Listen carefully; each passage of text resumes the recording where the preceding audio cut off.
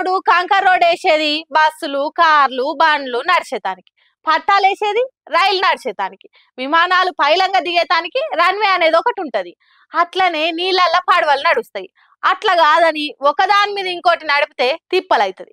కానీ ఈ బుజ్జేవలో రైలు పట్టాల మీదకి కార్ ఎక్కించి ఏం చేసిందో చూడండి.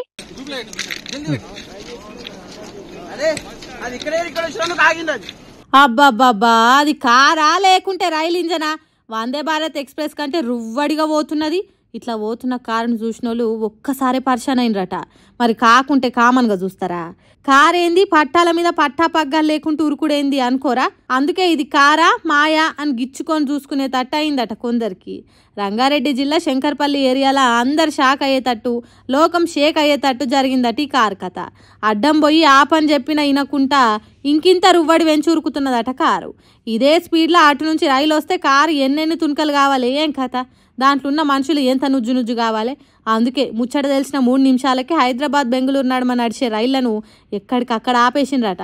ఆఖరికి కారు నాపి దాంట్లో ఉన్న వాళ్ళను బయటికి గుంజితే ఇగో గీ బుజ్జి బయటికి వెళ్ళిందట. చూస్తే మంచిగానే ఉన్నది కానీ ఇదేం పని కావచ్చు?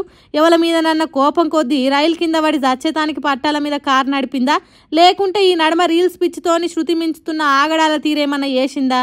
ఇవన్నీ కాదు, నెత్తిల పురుగేమన్నా తిరిగి తన మానసికంగా మంచిగా లేదా అనేది తెలుసుకునే పని చేస్తున్నారట పోలీసులు.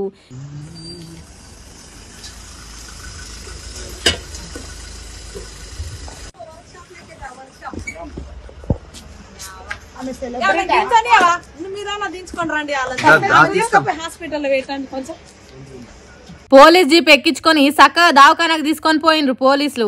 అక్కడ ఈ దొరసానిని కష్టపడి గట్టిగా అనగబట్టి రక్త శాంపుల్ తీసిండ్రు.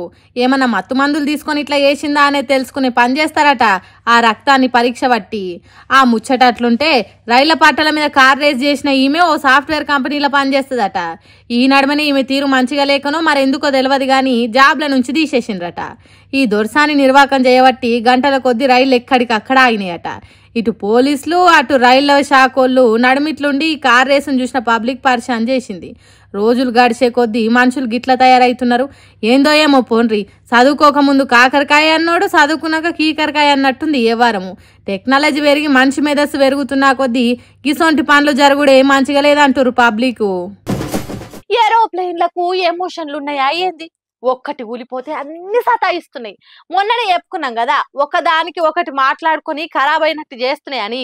ఇగో ఇప్పుడు కూడా గట్లనే చేస్తున్నాయి. ఎట్లున్నదో చూడుండ్రి.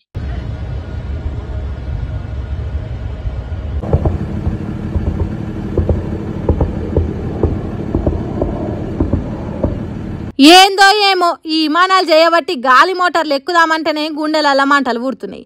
భూమి మీద అంటే ఎట్లనో అట్లా ఓ తీరుగా బయటపడే ఉపాయం చేయొచ్చు కానీ ఆకాశంలోకి ఎగిరినాక అటు నుంచి అటే పోవుడు తప్ప ఇంకోటి ఉండదు.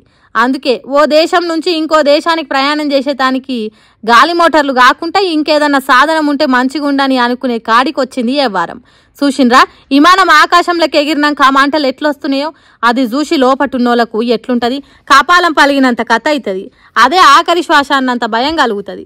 అగో అట్లనే అయింది అమెరికన్ ఎయిర్లైన్స్ లో ప్రయాణం చేస్తున్నోళ్లకు. మంటలు చూసిన వెంటనే లాస్ వేగాస్ ఎయిర్పోర్ట్ లో దింపిండ్రట.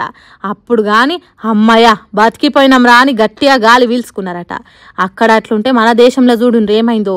గాలి మోటార్ ఎక్కిన ప్రయాణికుడు ఎవరో కిటికీల నుంచి చూస్తే విమానం రెక్కలల్లా పిట్ట కూడా ఉన్నదట. అట్లుంటే గాలిలోకి ఎగిరినాక గాయ అవుతుంది. మంటలు అంటుకునే పని మొత్తానికే మోసం జరుగుతుందని ఫోటో తీసి విమానంలో ఉన్న వాళ్ళకి చూపెట్టిండట.